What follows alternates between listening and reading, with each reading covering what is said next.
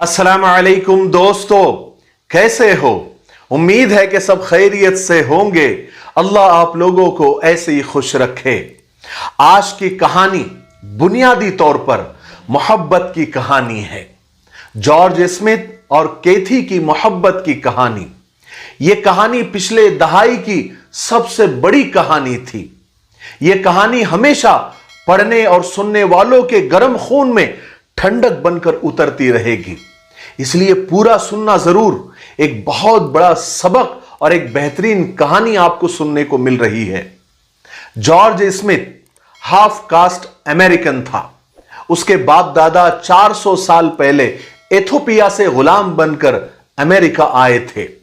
ये लोग सदियों तक गोरों के खेतों में काम करते रहे, उनके जानवर पालते रहे, उनके लिए बियर और वाइन बनाते रहे और गोरों के लिए जंगल काटते रहे। जॉर्ज स्मिथ हार्वर्ड यूनिवर्सिटी का ग्रेजुएट था। वो कंप्यूटर सॉफ्टवेयर का बिजनेस किया करता था और खुशहाल और मुतमईन जिंदगी गुजार रहा था। जबकि केथी के बाप दादा का ताल्लुक मैक्सिको से था। ये लोग 2 नस्ल पहले न्यूयॉर्क शिफ्ट हुए थे। जॉर्ज और केथी की मुलाकात वॉशिंगटन में हुई। ये दोनों सॉफ्टवेयर के किसी नुमाइश में मिले थे, एग्जीबिशन में मिले थे। दोस्ती हुई, मोहब्बत हुई, फिर दोनों ने शादी की। खूबसूरत, खुशगवार, खुशहाल और गर्मजोश जिंदगी गुजारने लगे। शादी के 2 साल के बाद यह मालूम हुआ कि जॉर्ज स्मिथ के खून में कोई केमिकल प्रॉब्लम है, कोई केमियाई खराबी है, जिसकी वजह से जॉर्ज के स्पर्म पैदा नहीं होते, यानी जॉर्ज औलाद की नेमत से महरूम रहेगा। यह दोनों के लिए बुरी खबर थी, क्योंकि दोनों भी साहिब औलाद बनना चाहते थे। दोनों को औलाद चाहिए थी। जॉर्ज ने डॉक्टरों, साइंसदानों और माहिरीन से कांटेक्ट करना शुरू कर दिया। इन कांटेक्ट्स के दौरान मालूम हुआ कि मेडिकल साइंस ने एक ऐसा तरीका, आर्टिफिशियल तरीका ईजाद किया है जिसके जरिए जिंदगी में एक बार चंद स्पर्म पैदा किए जा सकते हैं। लेकिन यह तरीका बहुत कॉस्टली है, बहुत महंगा है। लेकिन जॉर्ज और केथी ने चंद दिन इस पर सोचा और फिर यह फैसला किया कि अपना सारा सरमाया, अपनी पूरी माल और दौलत औलाद पाने के लिए वो खर्च कर देंगे। उन्होंने यह फैसला किया। फिर जॉर्ज ने अपनी कंपनी, अपना घर, अपनी गाड़ी, सब कुछ औलाद के लिए बेच दी। ये रकम जमा करके, ये पैसा जमा करके शिकागो के मेडिकल सेंटर में जमा करा दिया। बहरहाल फिर इलाज शुरू हुआ और इलाज कामयाब भी हुआ। स्पर्म पैदा हुए और ये स्पर्म आर्टिफिशियल तरीके से केथी के जिस्म में दाखिल किए गए और उसके बाद फितरी और कुदरती अमल शुरू हुआ, जिसके आखिर में अल्लाह तबारक व तआला ने दोनों को चांद जैसा बेटा अता कर दिया। जॉर्ज स्मिथ और केथी स्मिथ की कहानी यहां तक तो एक आम कहानी थी, एक आम दास्तान थी। हम में से कौन शख्स है जिसकी जिंदगी में इस तरह के गम नहीं है? इंसान की जिंदगी गमों, दुखों, तकलीफों के धागों से बुनी जाती है। जब तक हमारी सांस चलती रहती है, हम दुखों से आजादी नहीं पा सकते। जॉर्ज और केथी की कहानी भी यहां तक एक आम कहानी थी, एक आम दास्तान थी, हम जैसी कहानी, जिसमें दुख का एक सिलसिला अभी खत्म नहीं होता कि दूसरा शुरू हो जाता है।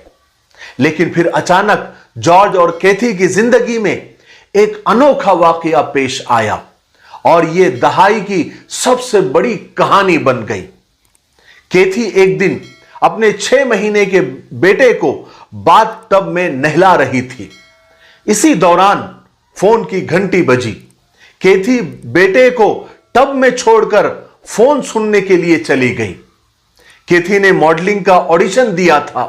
फोन पर उसे खुशखबरी सुनाई गई कि वो ऑडिशन में कामयाब हो गई है और कल ऑफिस आकर मॉडलिंग का कॉन्ट्रैक्ट साइन कर दे।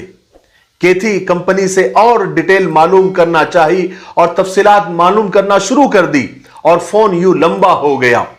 फोन रखकर जब वापस वो बाथरूम जाती है तो वहां जिंदगी का सबसे बड़ा हादिसा उसका इंतजार कर रहा होता है। उसका बेटा बाथ टब में डूबकर मर जाता है। केथी के तो आंखों के सामने अंधेरा छा जाता है, पैरों तले जमीन खिसक जाती है।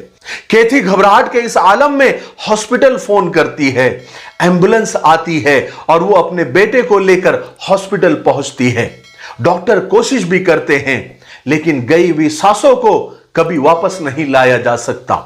केथी दुख की इस कैफियत में डूब जाती है जिसमें आंखें आंसू पैदा करना ही बंद कर देती है और हलक सिसकियों और आहों से खाली हो जाता है।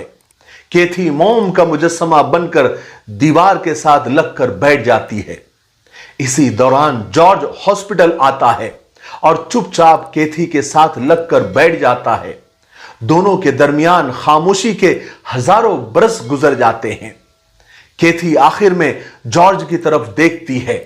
उसके आंखों में हजारों नहीं लाखों साल की उदासी बिछी हुई होती है। लेकिन जॉर्ज केथी की तरफ देखता है, उसके कंधे को दबाता है और नरम आवाज से उसके कान में बोलता है, आई स्टिल लव यू। मैं अब तक तुमसे प्यार करता हूं। 4 लफ्जों का यह जुमला तेजाब में आबे हयात की बूंद साबित होता है और केथी के अंदर दबा हुआ समंदर फूट पड़ता है। केथी के मुंह से चीख निकलती है और वो जॉर्ज के गले लगकर धाड़े मार मार कर रोना शुरू कर देती है। जॉर्ज ने बरसों बाद अपने दोस्त को बताया कि जब मुझे इस वाकये के बारे में मालूम हुआ तो मेरी तो दिल की धड़कन रुक गई थी। मैं इसी अफरा तफरी के आलम में जब हॉस्पिटल पहुंचा तो मैंने केथी को हॉस्पिटल के फर्श पर बैठे हुए देखा। हालांकि मेरा दिल चाहा कि उस वक्त मैं केथी को थप्पड़े मारूं, लाते और घूसे मारूं और तब तक मारता रहूं जब तक मैं मार सकता हूं। लेकिन फिर सेकंड के 1000वें हिस्से में मुझे यह ख्याल आया कि केथी को मारने से क्या हमारा बेटा वापस आ जाएगा? क्या मेरे रोने, चीखने, चिल्लाने और शोर करने से हमारा बेटा जिंदा हो जाएगा? मुझे महसूस हुआ कि नहीं, ऐसा नहीं हो सकता, क्योंकि हमारा बेटा गया हुआ वक्त हो चुका था और गया हुआ वक्त कभी वापस नहीं आता। माजी यानी पास्ट, गुजरा हुआ वक्त दुनिया की एक अकेली चीज है जिसे कुदरत कभी वापस नहीं देती। मैंने महसूस किया कि केथी को इस वक्त सबसे ज्यादा जरूरत मेरी है। चुनांचे मैं उसके पास बैठ गया। मैंने उसके कंधे पर हाथ रखकर उसके कान में कहा कि आई स्टिल लव यू। मैं आज भी तुमसे उतना ही प्यार करता हूं। जॉर्ज का कहना था कि हम में से ज्यादातर लोग बुरे वाकयात और बुरे हादसों का जिम्मेदार एक दूसरे को ठहराते हैं। बीवी शौहर से शिकायत करती है कि यह तुम्हारी वजह से हुआ और शौहर बीवी को मुखातब करता है कि अगर तुम ये ना करती तो ऐसा ना होता। और हम उस वक्त शिकवा करते करते ये भूल जाते हैं कि हमारी जिंदगी का साथी भी उसी हादसे से उतना ही मुतासिर है जितना कि हम हैं।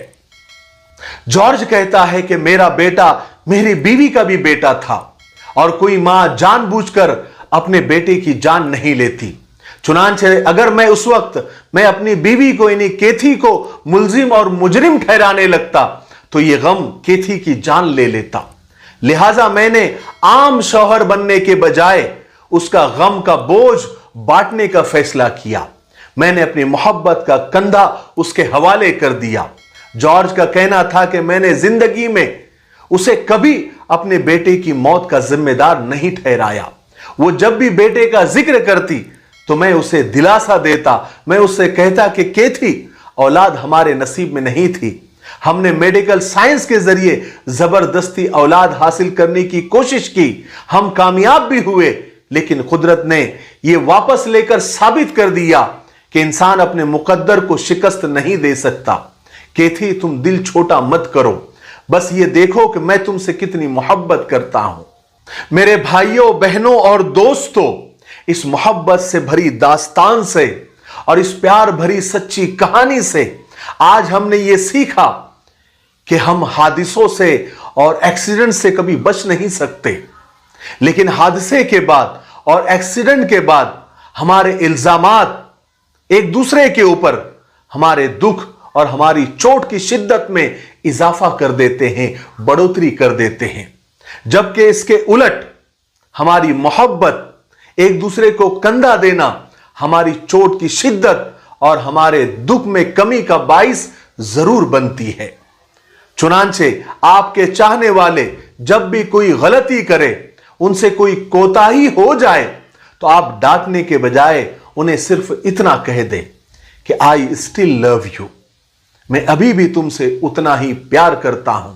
उसके बाद आप देखें, वो भी खुश हो जाएगा और आप भी खुश हो जाएंगे। मुझे उम्मीद है कि इस कहानी से हमको बहुत सारा सबक सीखने को मिला होगा।